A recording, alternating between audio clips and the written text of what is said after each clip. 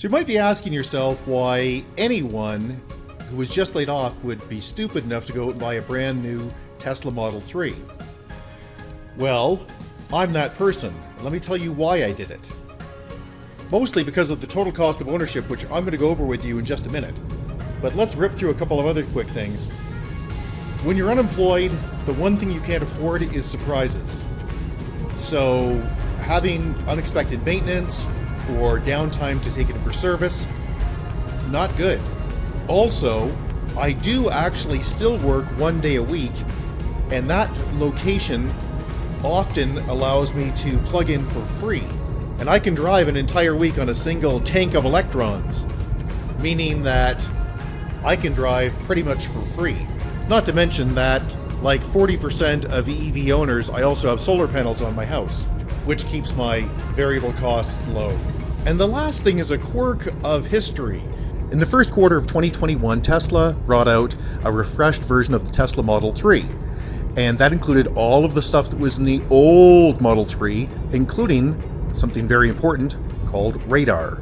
Now, there are a bunch of other little things like lumbar support in the passenger seat and things like that, but the big thing for me was radar. The refreshed 2021 Tesla Model 3s with radar were only produced for a couple of months at the start of the year. By the second quarter of 2021, Tesla had removed it, stating that they believe their AI can do a better job without radar, indicating that the radar on existing Model 3s and S's and X's and Y's would be shut down at some point in the future. Now, I wanted the revised Tesla Model 3. I already had a 2019, and I'll put up a separate video on why I changed from a 19 to a 21 in the top right-hand corner as soon as it's ready. But specifically, not having radar means two things. One, it means that none of the cool features like the self-driving and lane departure and things like that function right now if you buy a 2021 Tesla. Now, that's supposed to be cleared up in the next few weeks. I've heard from various places that this will be as long as September or October, but the point is, it's not there today.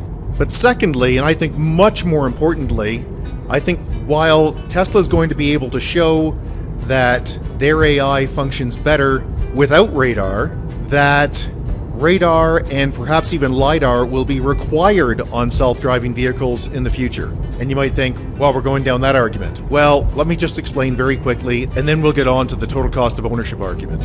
I believe, and have stated in the video that I'll put in the top right-hand corner right now, about why I think LiDAR is going to be required in the future, is because I think an autonomous vehicle is going to kill someone famous, probably several people over a shorter period of time, like a year or two, and citizens are going to scream, and then politicians are going to yell, and then regulators are going to do what they always do, which is to set minimum standards.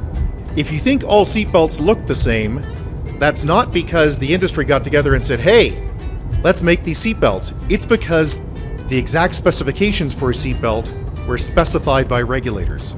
Same thing for airbags and other things. And I think in the future, for self-driving, radar and probably LiDAR are actually going to be required. So I canceled my order for my 2021 Tesla for two reasons. One, I was annoyed that Tesla had canceled these features, had removed these features without telling me or giving me compensation by reducing the price of the car, and also because I thought it's very possible that this will affect resale value. It makes an awful lot of sense that if Tesla's camera-only based system doesn't work out as well as they think, that the ones with radar are going to be worth more. About 10 days later, the Tesla service depot called me and said, hey, we saw you canceled your order. Why'd you do that? I explained the situation, and they got back to me a few days after that to say, hey, why don't you just take our demo? It's only got 600 kilometers on it, about 400 miles, and it's exactly the car that you're looking for. And they gave me $750 off. So that made an awful lot of sense to me. And that is how I ended up actually buying a 2021 Tesla Model 3. I have one that was just in that sweet spot that was made in March of 2021. And it has all of the features. Okay, so enough of that. Let's move on to the total cost of ownership. Okay, so I've taken these numbers from a few places in the United States, and I've tried to make them as rational as possible. Now, often when you see these grids, these breakdowns, they use silly things like price of gas at $5 a gallon and things like that. I didn't want to do that. I wanted to make this as realistic as possible. So let's just take a quick look at the difference between a Tesla Standard Range Plus, better known as the bottom of the barrel Tesla, and a mid-range Honda Civic, which is the EX. We'd like to interject for just a few seconds and ask you to click like, and if you like this type of thing, please click subscribe. Both of those things make a huge difference in the Google algorithm. We mostly talk about electric vehicles, the energy industry, and high technology. And we take on both sides of issues. We try to stick with facts. Thanks. Back to the show. By the way, these figures will still come out in favor of the Tesla, even if you use the bottom of the line Civic.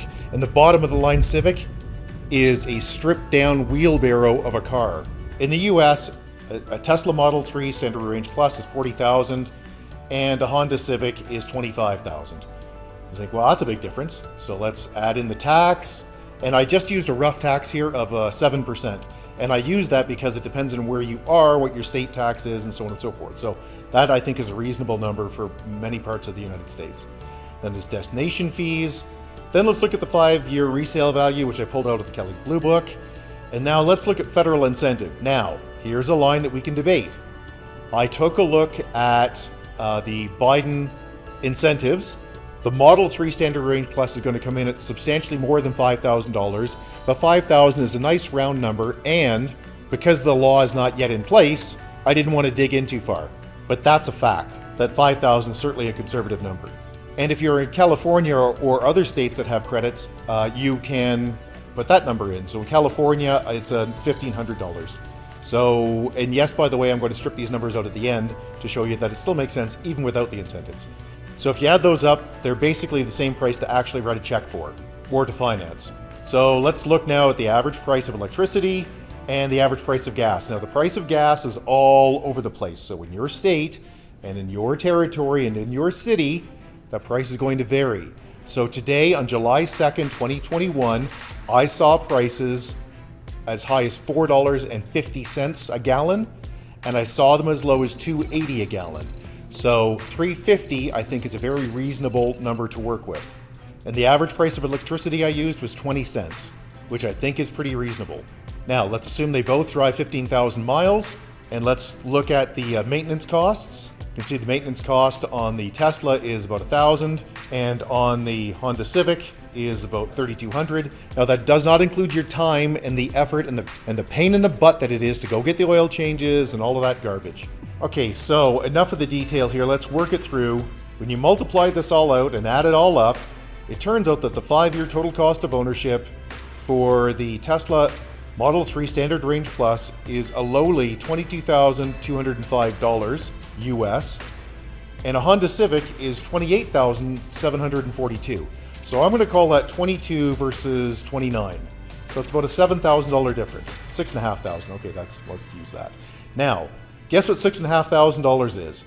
That's the price of the incentives that I used. So if you take those out, these actually are dollar for dollar break even, and you get all of the joy of driving an electric car, and you get all of the crazy safety features. And one of the things I didn't include here, which is important, is the insurance savings. So I can tell you that when I changed my 2014 Cadillac ELR to my 2019 Tesla Model 3, my insurance went down $400 a year. I didn't include that because everybody's different, and I wanted to keep it as scientific as I could. But the bottom line is that if these vehicles are break-even without any incentives, the two things you need to keep in mind are, one, you're going to get incentives pretty much whether you want them or not, pretty much everywhere in the United States and Canada and Europe and then there's a whole slew of add-ons on the Tesla which just make it cheaper and better, like basic self-driving, all that lane keeping stuff, which I just love. Never having to go to a gas station at minus 40, and yes, where I live it gets to minus 40, or perhaps if you're in the Sun Belt, plus 40. Now that's Celsius, so let's go with plus 110. That's a pain. I also don't have to worry about price shocks. Because electricity is produced in your state and in my province, the prices are far more consistent than gasoline prices, which means I'm not going to get a giant price shock when OPEC decides to jack up the price. Alright, so let's wrap this up with a summary of the 7 big reasons why an unemployed professional would be logical in buying a brand new Tesla Model 3 Standard Range Plus. Here we go. So basically, it's the same upfront price as a Honda Civic, and as we've explored, the Tesla Model 3 ain't no Civic. It's way better. Now, depending on where you are, in your country, the rebates and things will vary. In Canada, where I am, there's a $5,000 rebate from the federal government and rebates of about $2,500 in British Columbia and Quebec. Don't hold me to that number, but it's something like that. So you'll end up with something similar. Second big reason, no maintenance cost and no hassle. Number 3, there's no gas. So I'm not freezing or burning or blowing time lining up for that stupid stuff.